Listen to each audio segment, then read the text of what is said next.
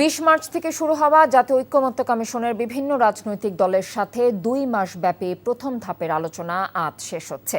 জাতীয় সংসদের এলটি হলে সিপিবির সাথে বৈঠকে বসে জাতীয় ঐকমত্য কমিশনের সহসভাপতি অধ্যাপক আলী রিয়াজ এমনটি জানিয়েছেন। বলেন, এখন পর্যন্ত ৩৩টি রাজনৈতিক দলের সাথে আলোচনা হয়েছে।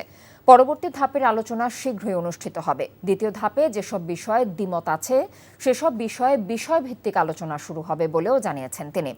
দ্বিতীয় ধাপের আলোচনায় রাজনৈতিক দলগুলো জাতীয় ঐকমত্য কমিশনের সাথে অনেক বিষয়ে একমত হতে পারবে বলেও প্রত্যাশা ব্যক্ত করেন তিনি।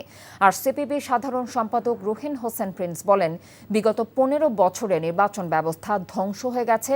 নির্বাচন ব্যবস্থার আমূল সংস্কার করে নির্বাচনের দিকে যেতে হবে। ইতিমধ্যে রাজনৈতিক দলগুলোর পক্ষ থেকে যে সমস্ত মতামত দেওয়া হয়েছে তার ভিত্তিতে দ্বিতীয় পর্যায়ের আলোচনার মধ্য দিয়ে আমাদের দৃঢ় আশা যে আমরা একটা জাতীয় সনদের খসড়া তৈরি করতে পারব এবং সেইভাবে অগ্রসর হওয়া সম্ভব হবে।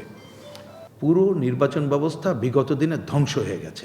সুষ্ঠু, গ্রহণযোগ্য, অবাধ নির্বাচনের জন্যে ইমিডিয়েট সংস্কারের যে কাজ করা দরকার, যেটা আপনারা ওই বইতে হয়তো বলেছেন এখানে নাই, সেই রকম কতগুলো প্রশ্ন সামনে নিয়ে যদি আসা যায় তাহলে আমার মনে হয় দেখবেন অনেক কনফিউশন দূর হয়ে যাবে। এই ঈদে জামা জুতো অ্যাক্সেসরিজের ডিসকাউন্ট।